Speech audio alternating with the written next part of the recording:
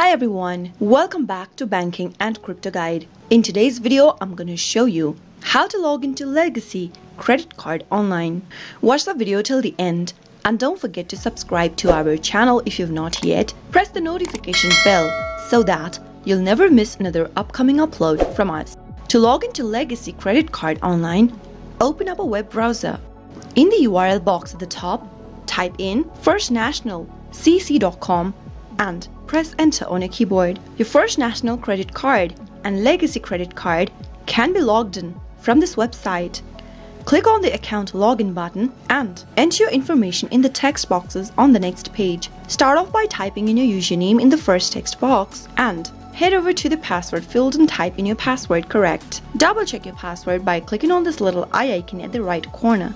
If you've not registered for your Legacy or First National credit card, you can click on Register New User link and follow the instructions.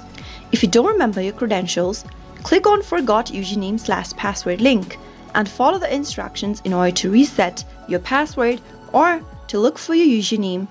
After typing in your credential, click the login button and you'll be able to get access to your Legacy credit card online.